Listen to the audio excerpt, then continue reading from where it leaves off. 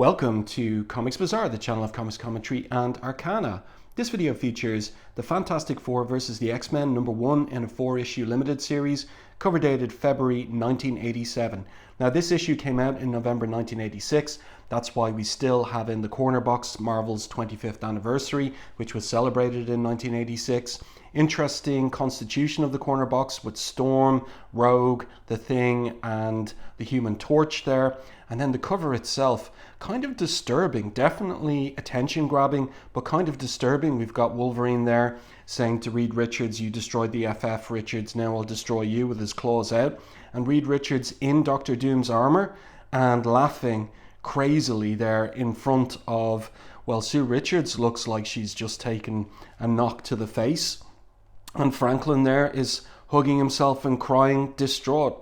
So it's like a scene of domestic abuse on this particular cover.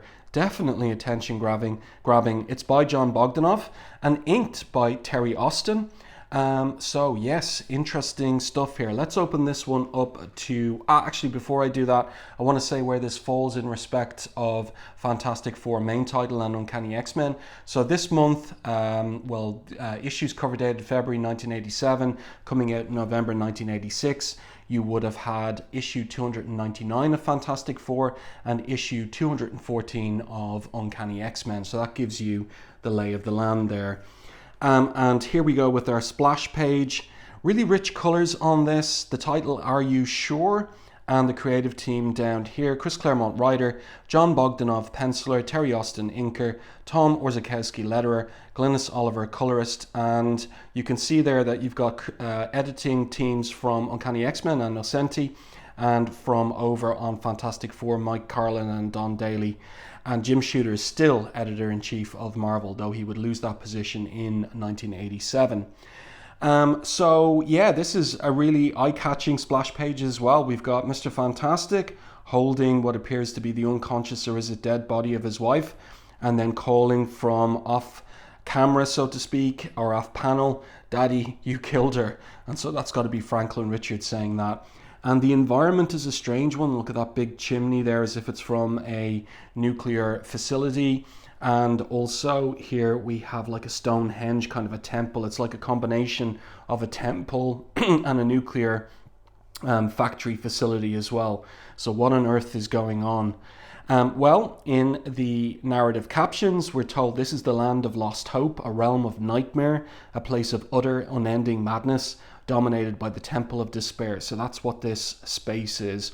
As much real as a dream, there is nowhere more terrible, because it mixes what was with what is to bring forth the shape of what might yet be, the future of a lost and lonely little boy. So the key word here, or key phrase, is this is the temple of despair. And what has it got to do with Franklin Richards and his parents? Well, one other thing I want to say here is that at this point in 1986, John Byrne has left the Fantastic Four, writing and drawing the Fantastic Four. Issue 293 was his final issue. And for my money, Chris Claremont jumped at the chance to write a crossover between the Fantastic Four and the X-Men, with his old collaborator gone from Marvel over at DC, revamping and rebooting Superman for the 1980s. And he took that opportunity to do something that was, let's call it John Byrne's stock and trade. Go back to a moment from the original issues of Fantastic Four and retcon something. And Claremont takes the opportunity to do that. And I kind of feel he's thumbing his nose at his old frenemy, John Byrne, in this issue and across the crossover. But let's get into it properly. The paper stock is higher quality than the usual cheapo newsprint from the era, and the art is printing very nicely, the colors too, on this higher paper stock. So here we have Franklin accusing his father of killing mommy, and saying also not only that, but he killed them all. Jon Bogdanove doing a really good job here of drawing a child. That's something that actually Byrne wasn't too good at doing. A lot of his children look like dwarf humans, but Bogdanove really having a good skill and talent at drawing Franklin there like he's supposed to be 4.5 years old. So Reed responds, "It was logical, Franklin. It was necessary. I'm a scientist, son. I'm always certain," he says. But here we can see on the steps up to that sacrificial altar, we have the burned body of Johnny Storm.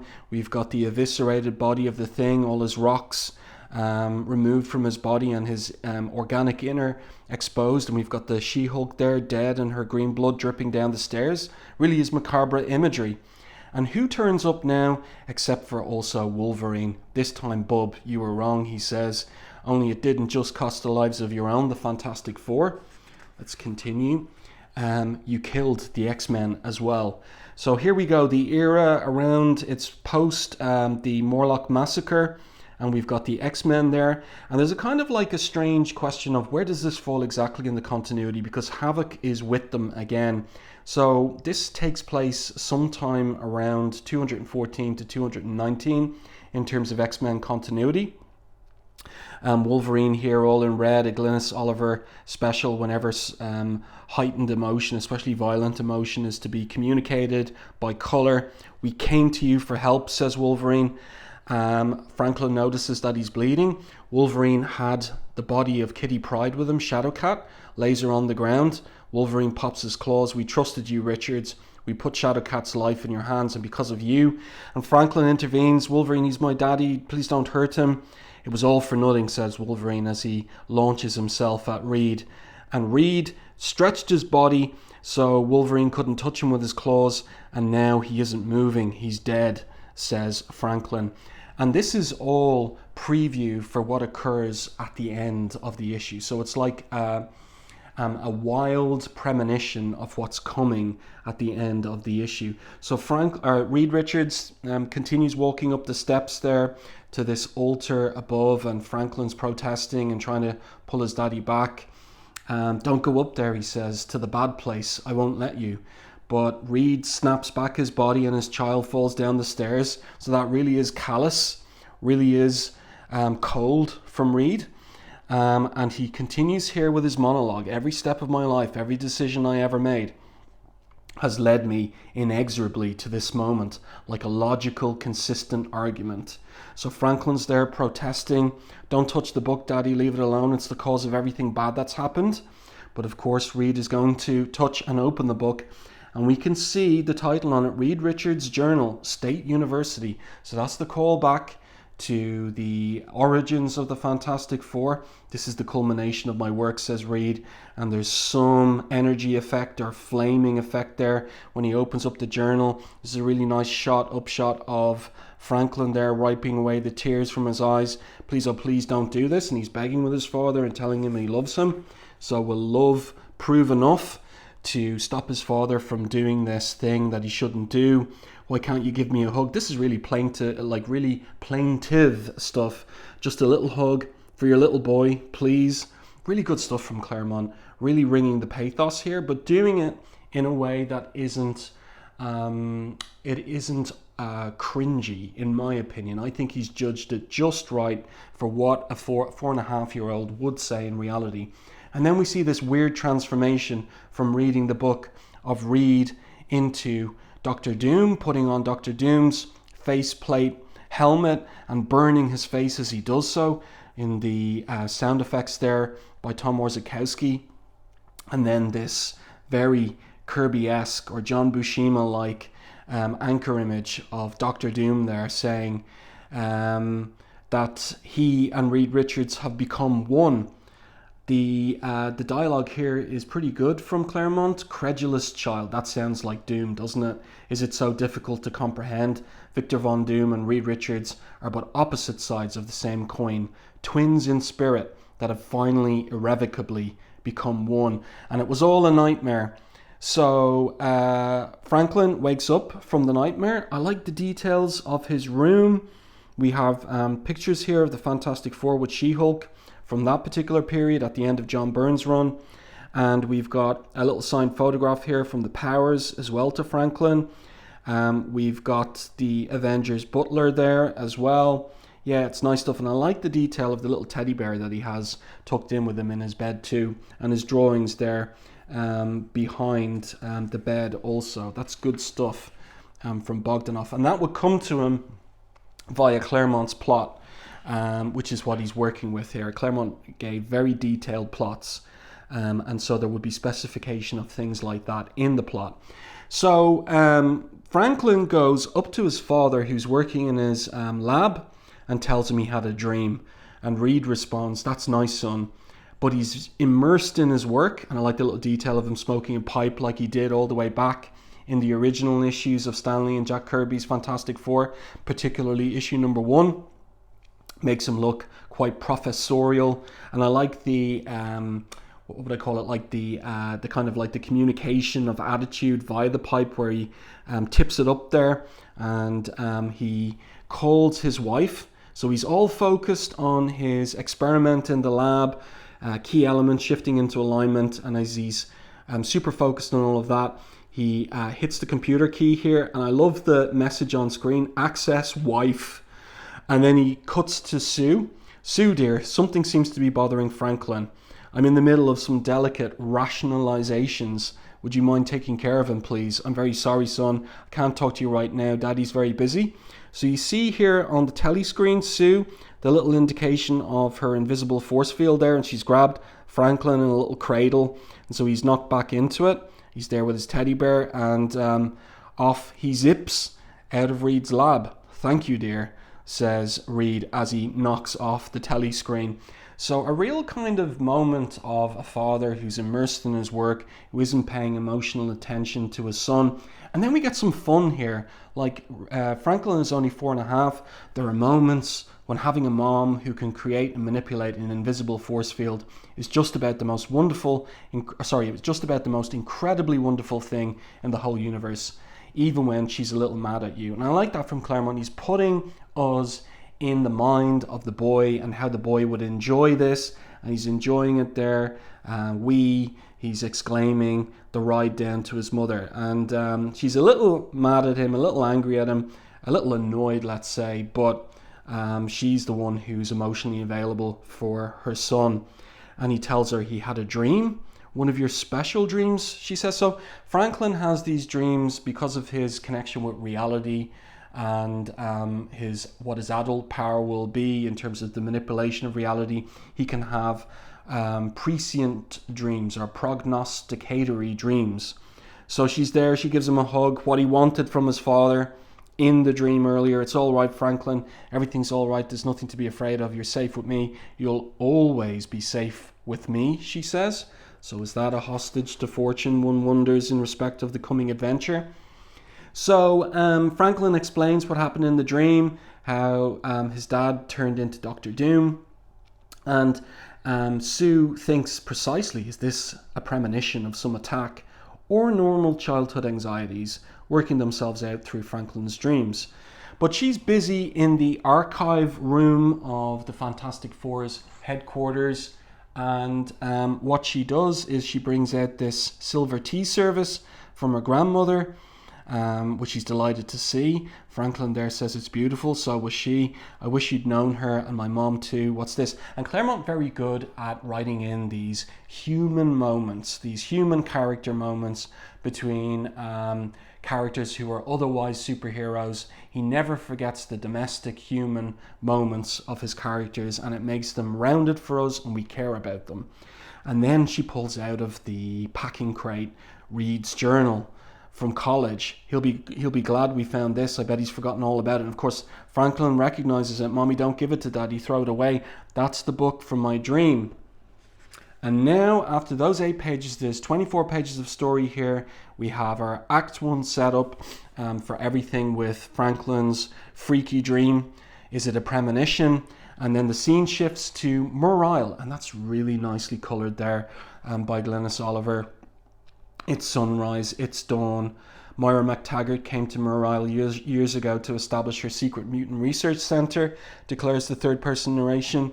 Now the X-Men, that unsung band of outlaw mutant heroes, have followed, seeking refuge. Now this is after the events of Mutant Massacre. This is after Sabretooth's attack on the X-Mansion. And here we have Rogue, and she is busy working on the Blackbird Really nice shot of the Blackbird there. Nice use of perspective. And Havoc is here. And he's coming up and he asks her, is there anything he can do? And she responds a little bit coldly, not here, not with me, unless you're a whiz at ramjet mechanics. You know I'm not, he says. Then take a hike, boy, I'm busy, she responds. And he doesn't take kindly to that. He says, you've got no business talking to me like that, lady. I was an X-Man long before you clowns came along. I've paid my dues. And she responds, that was then, chum. Things have changed. You want a place with us, you earn it the same way the people you're replacing did, with sweat. So Rogue now well over her own anxieties about joining the X-Men way back in issue 171. She is a core member of the team. She's paid her dues and she's looking at suspicion when it comes to Havoc now. Paid it with sweat and blood. And here are the X-Men casualties of the Mutant Massacre. Nightcrawler, Colossus, and someone else over here, but Kitty Pryde. And Kitty Pryde is the focus of the crossover because she has been locked into phasing mode, transformed literally into a living ghost. Her only effective means of communication is through the team's telepath, Psylocke. So Moira, her visit over, today's examination complete. Storm, Wolverine and Moira take their leave. And Kitty is glad to see them go. She tries to be cheerful to buck up their spirits, but it's hard when she and they know she's dying. So that's the challenge here, and there's nothing that can save her. So Moira says it's only a matter of days, Storm, before the deterioration of molecular bonding causes irreversible brain damage. So that's really dire. And then Magneto calls through. Good news, he exclaims. Because Magneto now is taking care of the New Mutants. He is principal of Xavier's School for Gifted Youngsters, taking up that position after being asked to by Charles Xavier before he went off with Lilandra into space, into the Shi'ar Empire with her. And he's there. I've learned of an experimental device by Reed Richards that may reverse Shadowcat's condition. I mean to contact him immediately. Now, of course, Magneto's only recently reformed, more or less around Uncanny X-Men 200, and so Storm is concerned about whether it's wise for Magneto to contact the Fantastic Four. They probably still consider you a supervillain. But he responds and says, and this is all about Reed Richards here, and this is important because in many ways this crossover is a study of Reed Richards' character. And however will they learn otherwise, Storm, to trust him if I never give them the opportunity? Reed Richards is a rational and honourable man. He will know the truth when he hears it, even from my lips. So everybody takes Reed to be rational, to be logical, and we'll see that there is another shadow side to him. And Claremont always very good at finding the shadow side of characters, especially of heroes, which makes them so interesting and rounded. Meanwhile, we get this little scene of the two newest members of the team, and they are Dazzler and Longshot. And Longshot here marveling at the ocean water. He's never seen it before. And he says, no, it's wonderful. Look at his eye flashing there. It's always an indication of his look power. So his look power has been engaged. He dives into the Atlantic. I really like this panel of Ali turning the speedboat around on the water, and you get the spray there, and I'm trying to think of the name of it, like the wake of the speedboat there over the water, and the waves are still rolling as well. That's really, really difficult to do. I wondered, did Bogdanove have some photo reference for that? Was he looking at a film maybe for inspiration for that? But that's really well done, that panel. So Ali's there thinking, where is Longshot? With his dark outfit on a dark sea, I won't have a prayer of spotting him unless I cut loose with it, a little light of my own. So of course that's her power to turn sound into light. And then she spots him, and he's there, and he's fished up a sailor from the water. And this must be one of the missing fishermen, says Ali. How do you know he was here? He was there. I don't know, just look, I guess, says Longshot, and of course that is his power. Mur Isle's the closest medical facility, says Ali. Better take him there. But look at this. Hearing that, the fisherman smiles as if, strangely, sinisterly, that is precisely what he wants. So who's this guy? Anyway, the scene switches, meanwhile, to Four Freedoms Plaza as the dawn rises over Scotland. Night still cloaks the Manhattan headquarters of the world's greatest superhero team. Franklin's gone back to bed with his teddy bear. Meanwhile, Sue has opened and read Reed Richards' journal, the thing that Franklin warned her not to do. She wishes this were a dream. Better, far better. The cruelest nightmare than this awful reality she can no longer deny. So now we're midway through the story, the 24 pages, and we've got to this complication in the plot. She's opened the book. Reed arrives. Guess who, he says, but she's not in a playful mood. He picks up that there's something wrong. If it's about Franklin, I truly am sorry, because he does have a good heart after all. And she, in shadow, hands the journal towards him. Where'd you find it? I thought it was gone for good, he says. I wish it had been, she replies. I've read it. I suggest you do too, especially the pages relating to the rocket flight that transformed you, me, Ben and Johnny into the Fantastic Four. So this is what I was saying at the beginning of the video. This is Claremont thumbing his nose at John Byrne. This is exactly the kind of thing Byrne always did, going back to an origin issue, the first appearance of a character, and retconning in something new. And Claremont doing this now that Byrne's away and gone over to DC. He wants to play with the Fantastic Four, wants to retcon something into their origin story.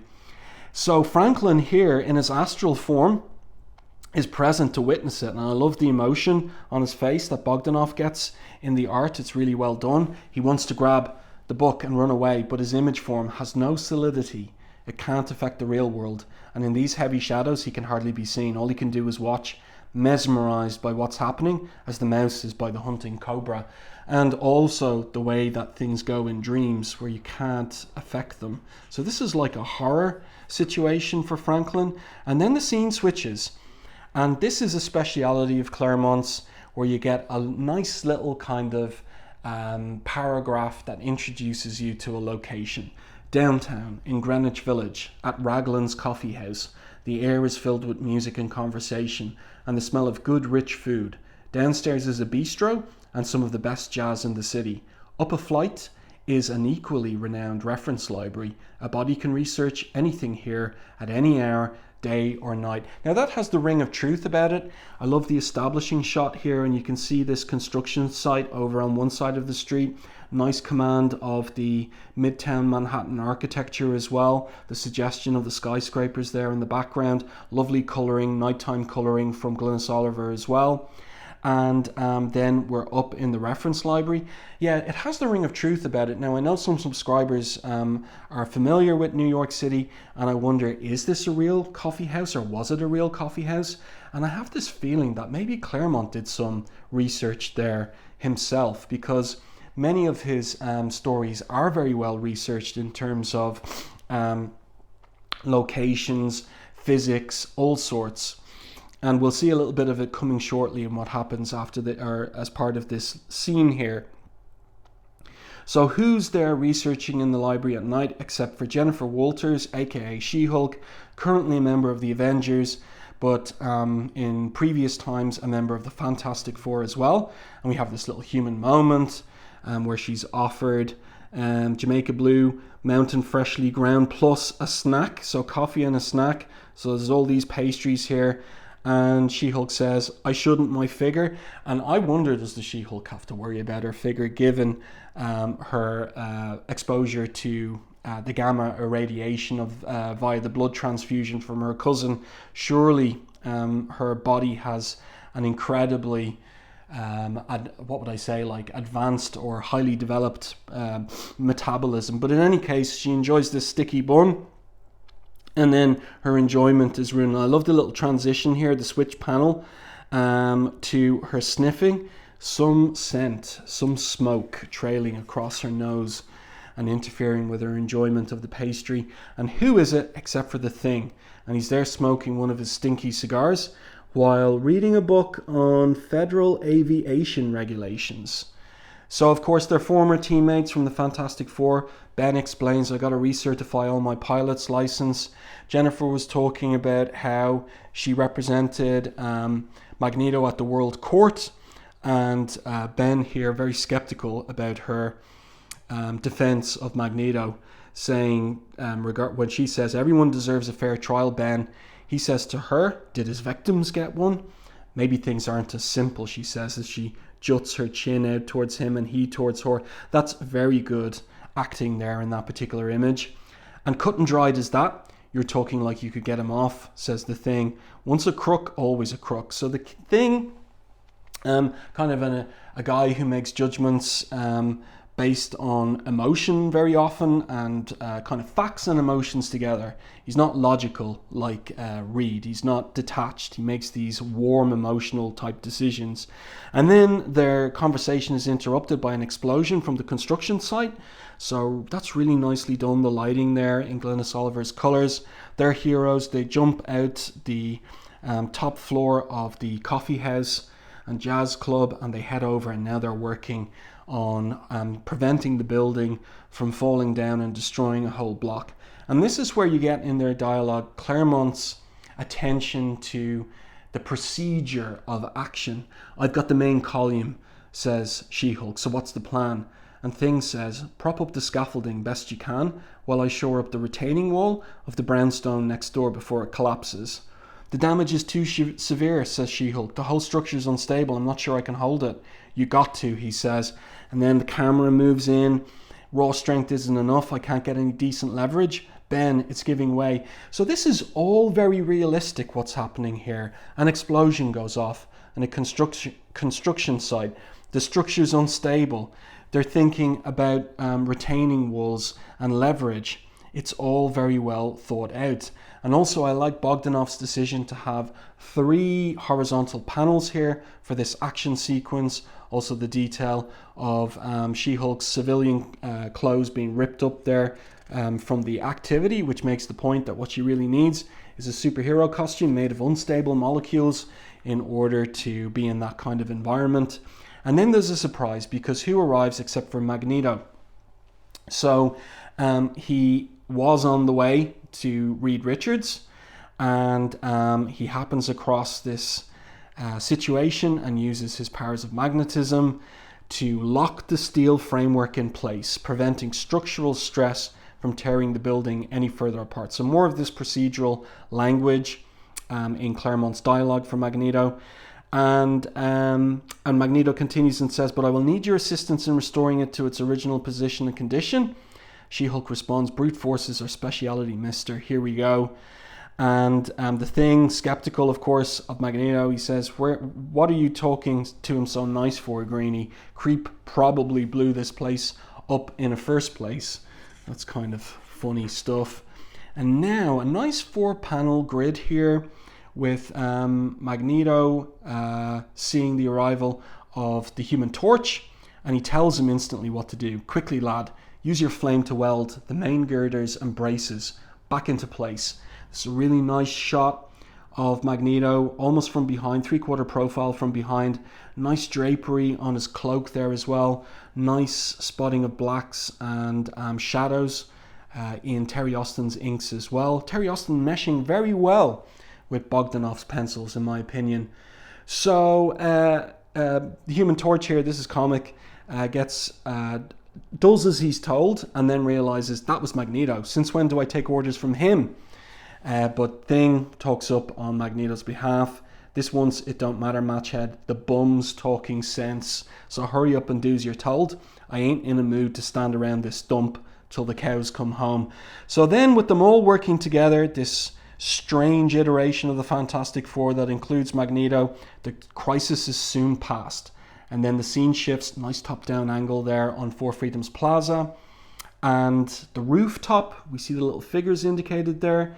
And Magneto is explaining why he has come and what it is he wants. He says, they're skeptical about him. He says, but I do not ask for myself. Whatever your feelings towards me, Shadowcat and the X-Men have never done you any harm. Your device, Richards, is our only hope. And Reed says, look, this is a bad time. Tomorrow will be too late. This is interesting. Sue is using her power to create this force field around Magneto. It's the skepticism about him. Should he use his powers against them? And Reed continues and says, there are no guarantees. Even if I agreed the device is experimental and tested, too much can go wrong. So the journal and what was in the journal regarding their original flight into space has rocked his confidence in his own judgments.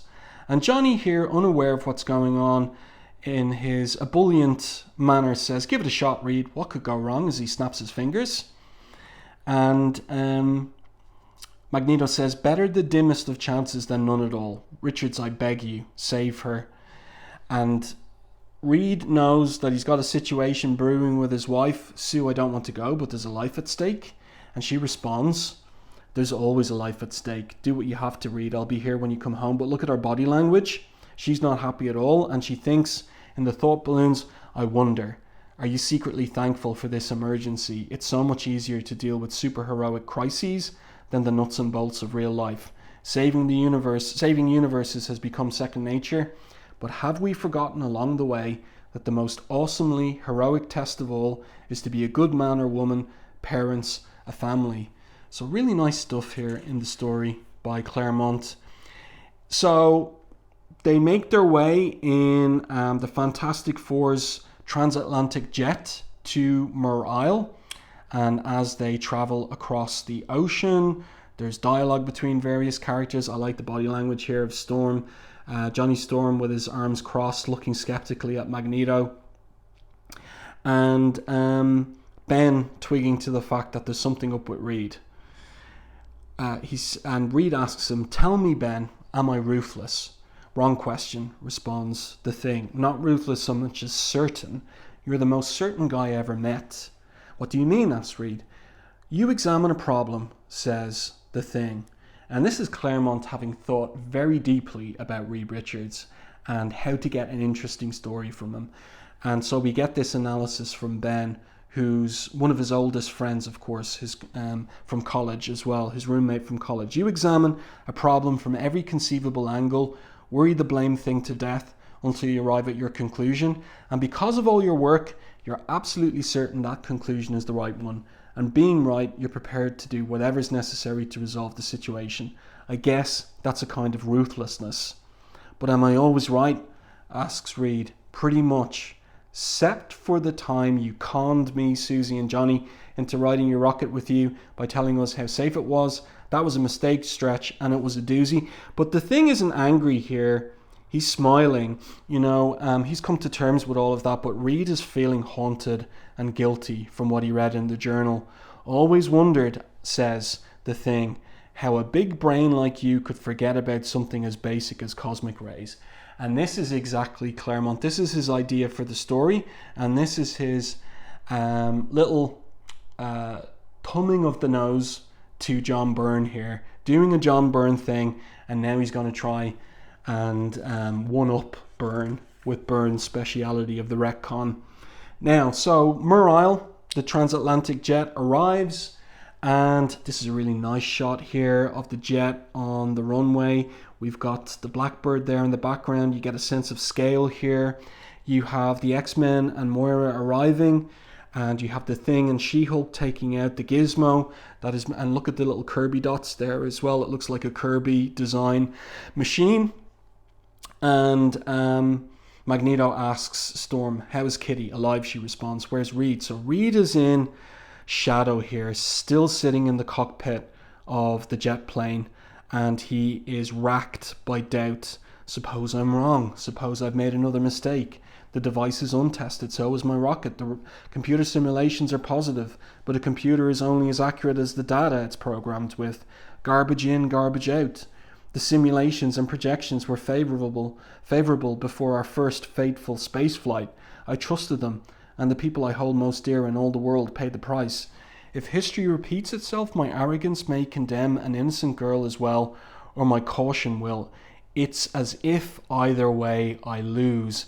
So he's holding his head in his hands in despair. And remember, Franklin's dream, his father was in the Temple of Despair.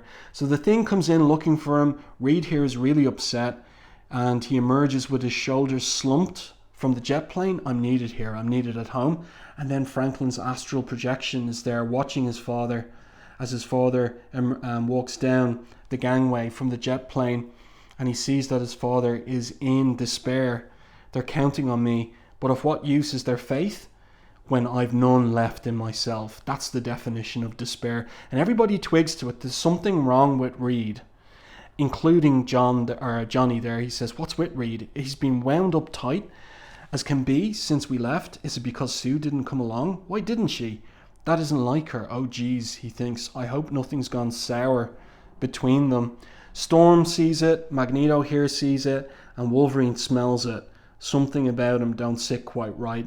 Don't like it. Or him. So that's grim stuff. And so what happens is Reed does some calculations with his machine, and he says to Moira, forgive me, Dr. McTaggart, there's nothing I can do. So Magneto's upset. The devil, you say?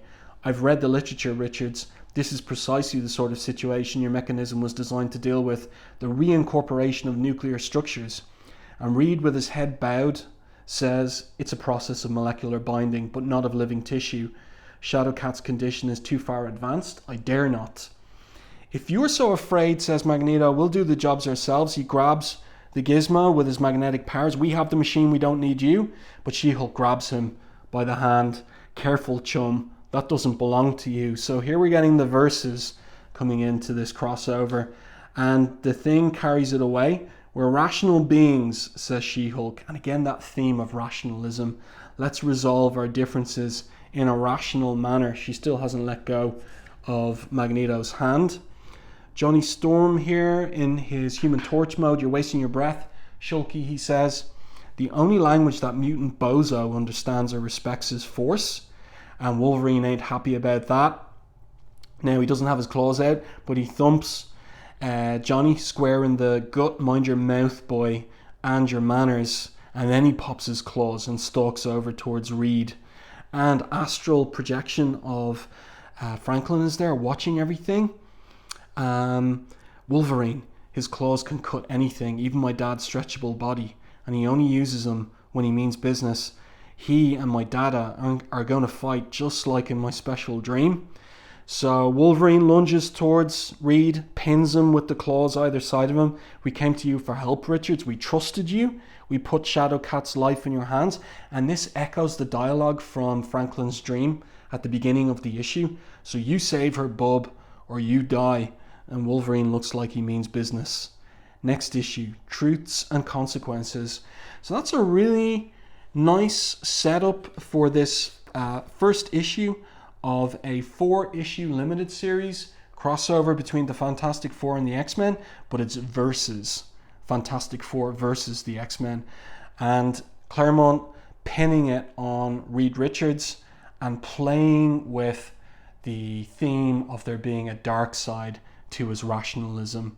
Very, very interesting stuff. Let me know your thoughts on this in the comment section to the video. If you enjoyed my review and commentary, please like the video and share it. It really helps the channel. And if you haven't done so already, subscribe to the channel and stay tuned for more content like this.